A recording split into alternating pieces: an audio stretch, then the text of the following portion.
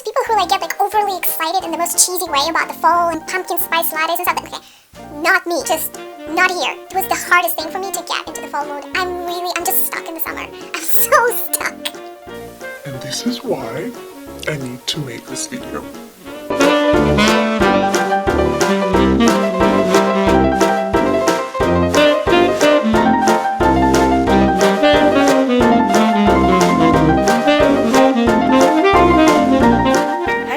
I'm Meliora. Welcome to my channel.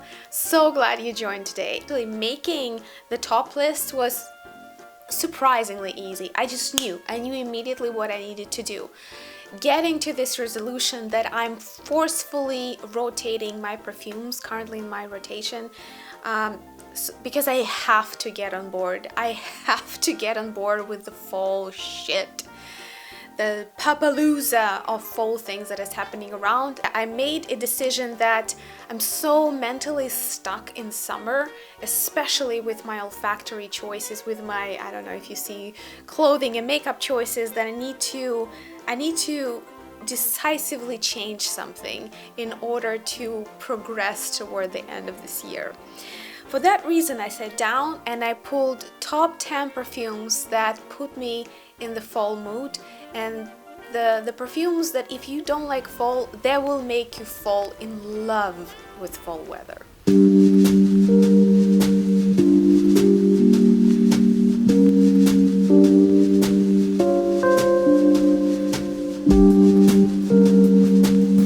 Like this is both a little bit spicy because of the ginger freshness and yet warmingly sweet. When I take it in, it almost warms up my nose. There's something ticklish about this combination of sweet pumpkin and ginger spiciness and kind of almost freshness that it gives.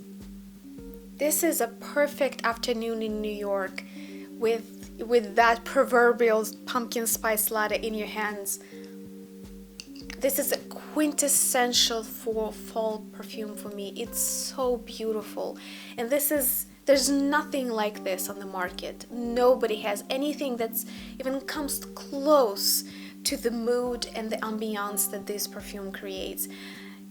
Try to sample it somewhere. I actually would go as far as I would say it's like a decent blind buy. If you like sweet perfumes, if you are not opposed to a little bit of a tingling ginger, and you like pumpkin as a flavor, it can be a great gift, a fall gift for someone that you love who likes these kind of flavors. It's beautiful, it's very unique, and it's quintessentially fall. Okay. Next one that for me is very quintessentially fall is all kinds of desserts that have like dark or like really heavy honey kind of presence and roasted nuts. There's something just undeniably fall in combination of those desserts flavors. And yes, I found you a perfume that has exactly that.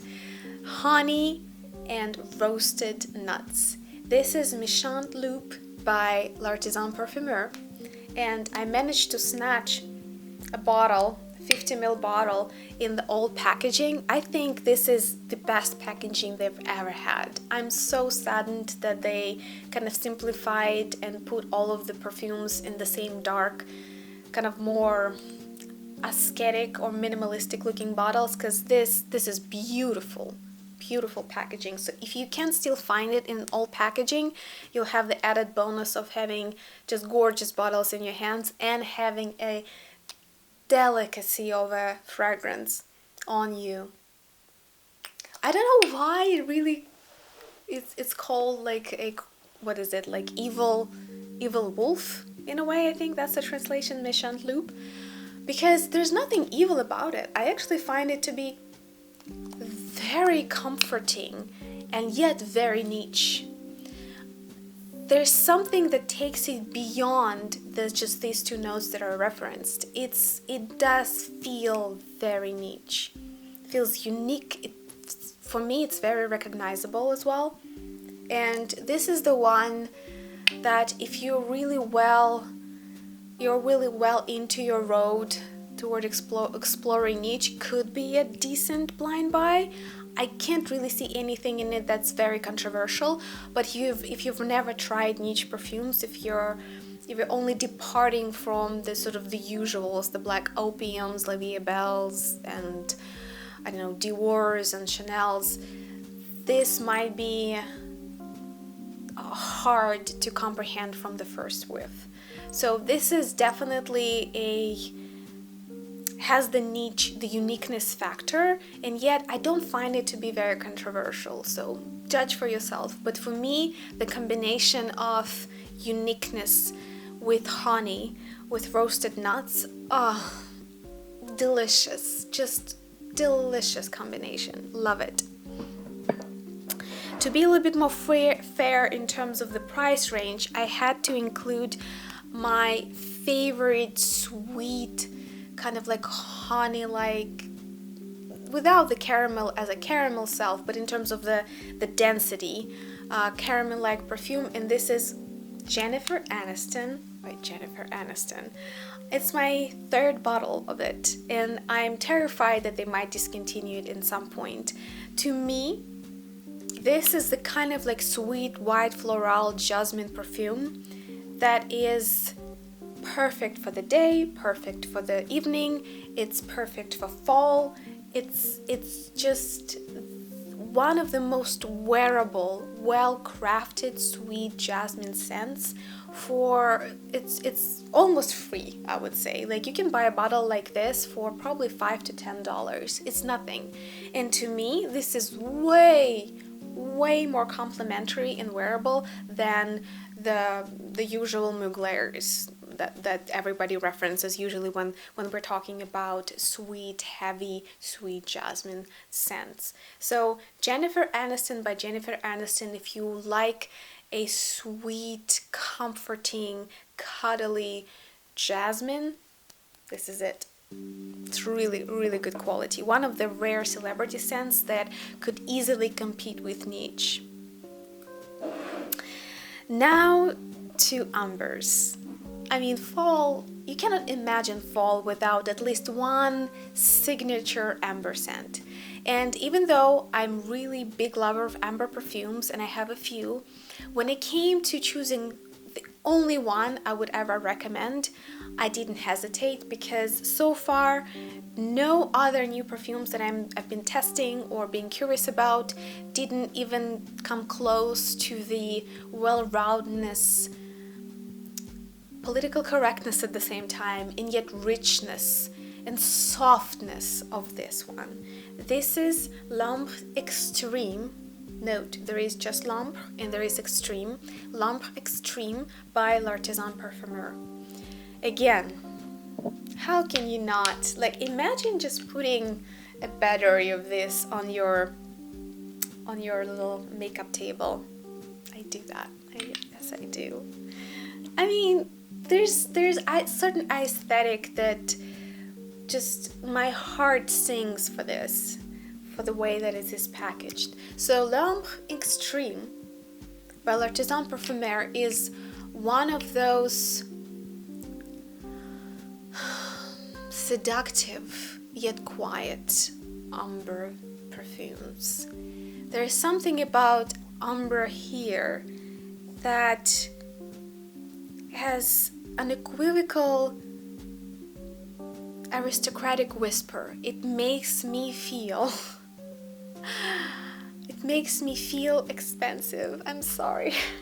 I know this is kind of like a cheesy thing to say, but I feel so well off. I feel like I'm part of some high society, just sitting down after an exhausting night of socializing and having fun and being at this, I don't know, invited dinner at some embassy where we're retiring for a quiet couple of hours with, maybe some sweets and coffee, or, dessert, wine, drink at the library, just kind of like chilling and enjoying the warmth of fireplace and that beautiful old English library when the wind is going basically crazy outside. Some kind of like aristocratic, cheesy, cozy scene comes to mind, almost from the air of Poirot. This is what I feel when I smell this.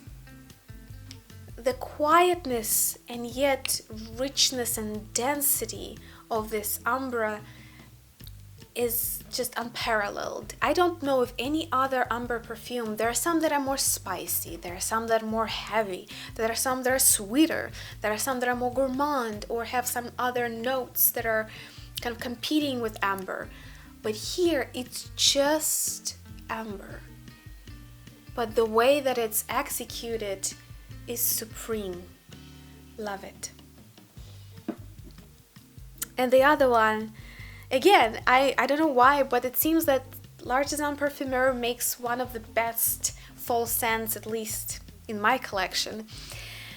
Very often people criticize L'Artisan Parfumeur as a brand for their perfumes being too watercolorish and too quiet and not lasting long. This, if you're one of the people who is very skeptical about the longevity of L'Artisan Parfumeurs, try this one. Noir Ski lasts well over a week on my clothing. It lasts until I basically wash it off. This is again, there's something about a little bit of burnt sugar and this kind of almost baked dessert smell. It's delicious. It's darkish, it's desert-like, it's gourmand, it's very well blended, and it lasts forever. I was looking for the notes, trying to understand what is that kind of like smoky, kind of baked dessert, some syrupy note that I keep trying to sort of capture. By the way, the perfumer is Bertrand de Chafour, who is just a cult personality in niche perfumery. And I found it. So the top notes contain chestnut and orange. I don't feel as much orange, but I definitely feel some of this kind of like, there's something of a woody and yet nutty smell, which I think also can be explained by the presence of coffee and maple sap.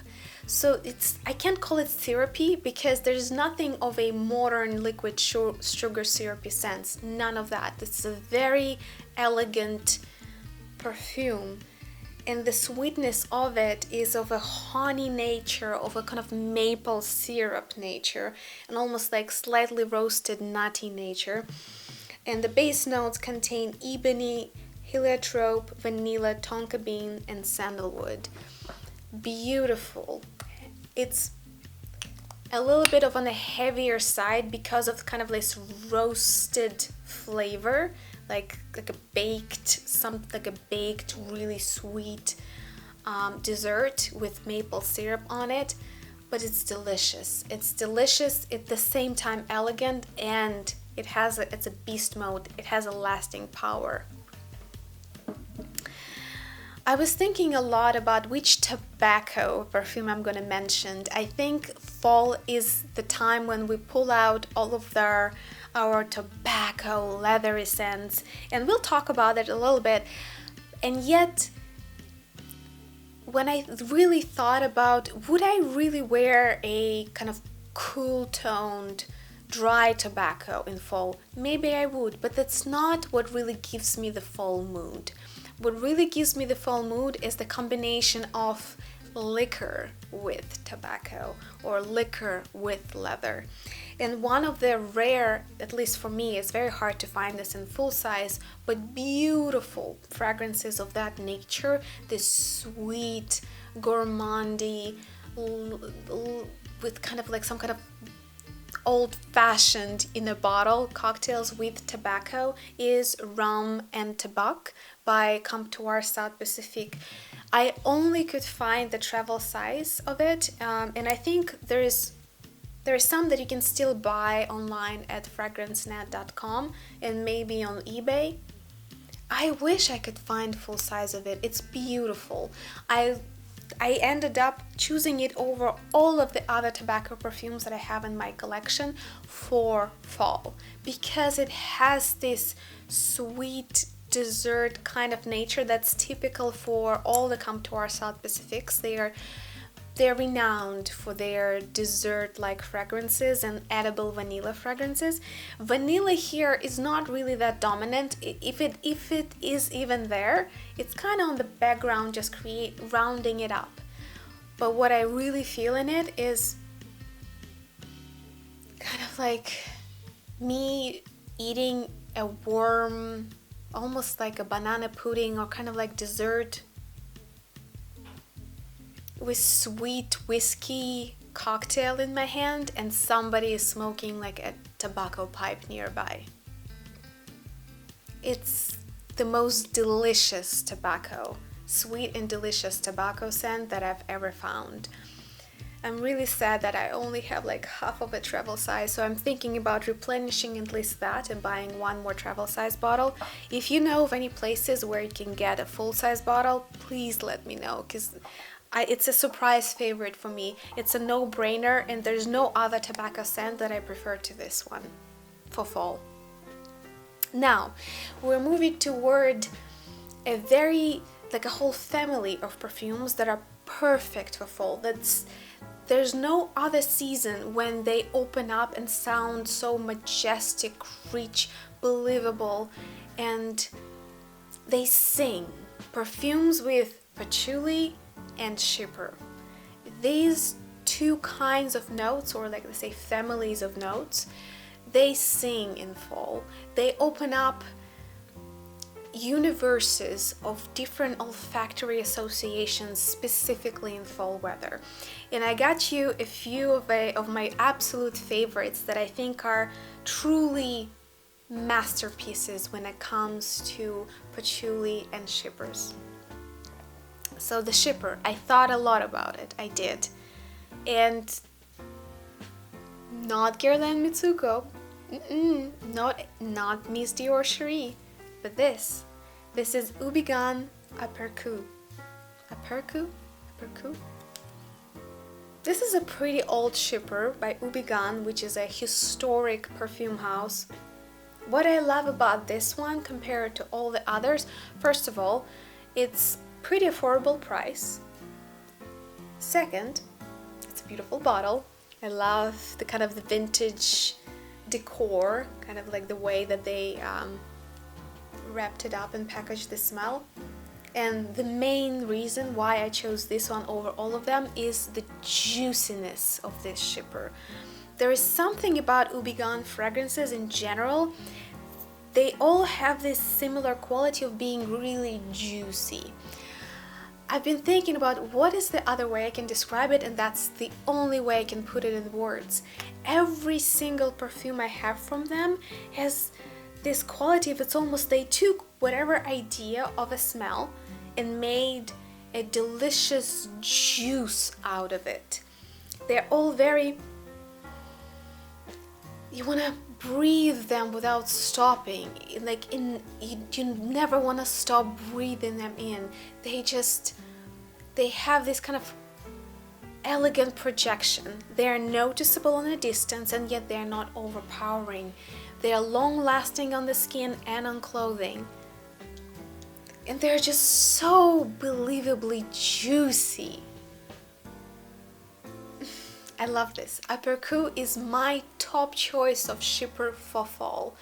It has so much brightness, such a clear, breathable, juicy chypre.